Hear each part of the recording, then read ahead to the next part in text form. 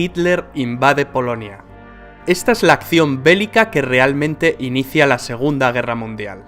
La Segunda Guerra Mundial es la contienda más devastadora que la humanidad jamás ha conocido. Pero para entender cómo se llegó a este punto debemos remontarnos años atrás, por lo menos al final de la Primera Guerra Mundial. El Tratado de Versalles había puesto fin a la Gran Guerra, y la Gran Alemania había salido muy perjudicada tras perder territorio y serle impuestas desproporcionadas compensaciones que debía pagar a los vencedores. Los alemanes necesitaban de un líder que les guiara como pueblo y que les hiciese recordar tiempos pasados. Por eso surge un tipo como Hitler, un pintor frustrado que supo canalizar la rabia y los anhelos de todo un país. Si se puede decir algo bueno de un villano como Hitler, es que era un gran orador y un maestro de la propaganda. Les habló a los alemanes de la superioridad de su raza y del camino que el pueblo debía seguir para engrandecer la nación.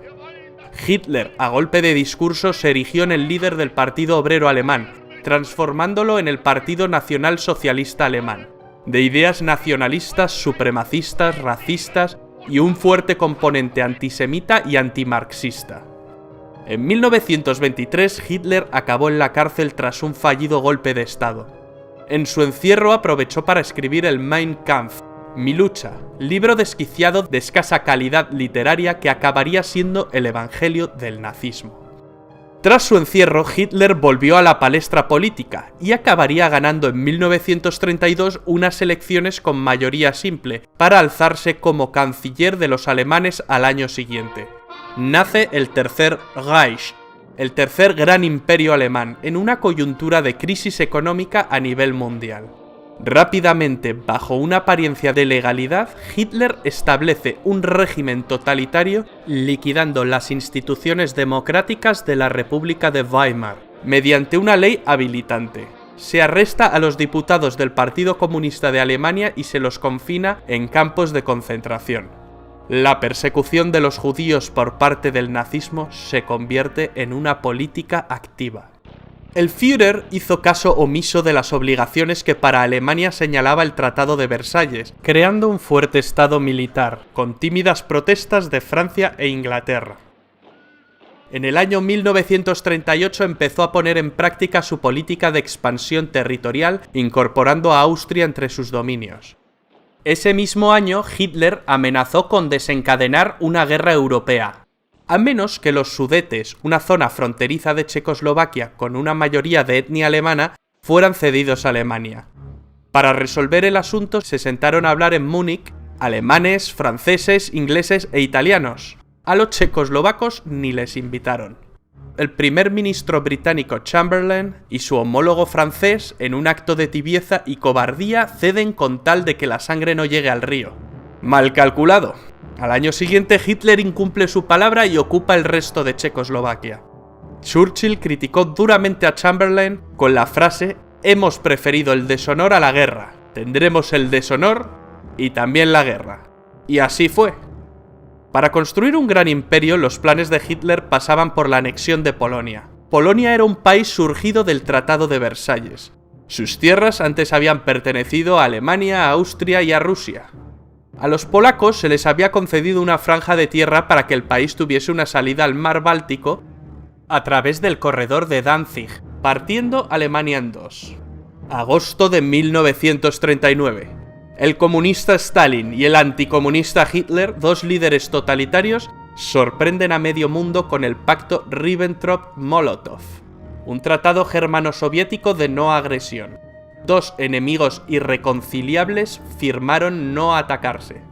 9 días después del pacto, Hitler invade la parte occidental de Polonia y 3 semanas después, los soviéticos se encontraban invadiendo la parte oriental. La invasión de Polonia hizo que por fin Inglaterra y Francia le declararan la guerra a Alemania. Alemania se tomó una pausa para reagrupar filas, mientras británicos y franceses se mantuvieron a la defensiva.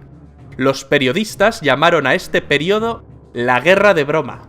Los ingleses mandaron tropas a Francia para frenar a los alemanes, la Fuerza Expedicionaria Británica. Las tropas francesas e inglesas se parapetaron tras la línea Maginot, una línea defensiva construida tras la Primera Guerra Mundial que los franceses creían inexpugnable. Durante este periodo de calma, la Unión Soviética atacó Finlandia. No fue un paseo, ni mucho menos. Los soviéticos sufrieron innumerables bajas. Finalmente, las fuerzas soviéticas no cumplieron su objetivo principal, el de conquistar Finlandia. Solo lograron conquistar algunos territorios fronterizos. Hitler pensó que el Ejército Rojo era un ejército débil formado por infrahombres. El Führer, muy crecido por sus avances anexionistas y ante la pasividad de buena parte de los líderes europeos, mueve ficha constantemente. Ocupa Dinamarca y Noruega.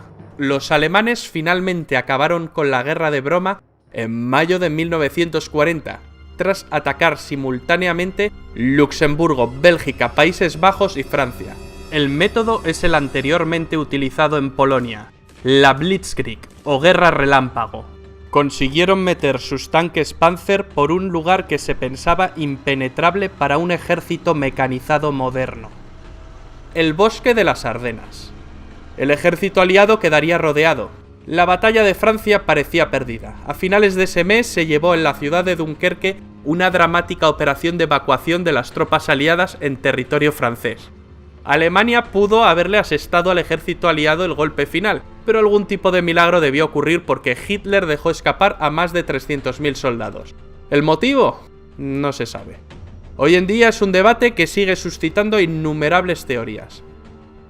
La batalla de Francia no duró mucho más. El 22 de junio, Hitler se reunió con varios altos oficiales franceses, quienes solicitaron un armisticio. Hitler seleccionó el mismo lugar y el mismo vagón de tren donde se firmó el armisticio con Alemania en la Primera Guerra Mundial. Esta vez se invertían las tornas, y Alemania ocupa el asiento del bando vencedor. Así se puso fin a la guerra en Francia. Francia se dividió en dos, una porción ocupada que incluía París y otra no ocupada controlada por un gobierno colaboracionista con sede en Vichy, presidida por el mariscal Philippe Pétain. Se la conoció como la Francia de Vichy. Charles de Gaulle inmediatamente se declaró en contra del gobierno de Vichy y proclamó la Francia libre. Llamó a sí mismo a formar la resistencia francesa. Italia y Alemania, las dos potencias fascistas, estaban unidas desde 1936 en una agrupación que Mussolini denominó el eje Roma-Berlín. Mussolini, el líder del partido fascista italiano, viendo la facilidad con la que Hitler conquista países, siente que ha elegido el bando ganador. Se ha apropiado de Albania y se ha sumado a los alemanes declarándole la guerra a Francia e Inglaterra. Il Duce, emulando a Julio César, quiere ampliar más sus posesiones, ya que Italia, al igual que Alemania, había llegado tarde al reparto colonial. Sus planes pasan por conquistar Grecia y Egipto, pero Hitler tuvo que salir al quite para ayudar a los italianos, que más que una ayuda en la guerra suponen una carga. Los italianos no pueden con los griegos, pero llegarían refuerzos. Finalmente los alemanes invaden Grecia a través de Bulgaria. Mussolini luego atacaría las bases británicas de Egipto desde Libia. El objetivo era tomar el Canal de Suez, la puerta del imperio colonial británico. ¿Pero qué había pasado en Europa tras la derrota de Francia? ¿Qué fue de los británicos? Churchill, nuevo primer ministro tras la dimisión de Chamberlain, rechaza firmar un armisticio con Alemania. Hitler decide ir a por todas. Pero conquistar Inglaterra no será tan fácil por su condición insular. Los ingleses consiguieron defender heroicamente su isla en la batalla de Inglaterra, una batalla que se libró sobre todo en el aire, la Luftwaffe contra la RAF. Churchill pronunciaría otra de sus grandes frases: nos dejó muchas. Nunca tantos debieron tanto a tan pocos. Durante más de un año Inglaterra soporta la guerra en solitario. Los nazis bombardean durante meses las ciudades más importantes de Inglaterra. Hitler cree dominar la situación y se ve como claro vencedor. Pero los ingleses resisten y dan la batalla. A finales de año, Adolf Hitler se entrevistó con el general Franco en Hendaya, una localidad francesa que hace frontera con España. Hitler quería que España entrase en la guerra de parte de las potencias del eje. Al final no llegaron a un entendimiento. Franco estaba dispuesto, pero el país atravesaba una enorme crisis tras la Guerra Civil Española. España, si bien prestó apoyo logístico, optó por el papel de no beligerante.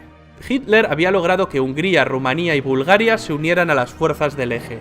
Solo faltaba Yugoslavia. Un cambio de gobierno en este país precipitó su invasión en abril del año 41. Hitler soñaba con un imperio alemán que abarcara desde el río Rin hasta el Volga.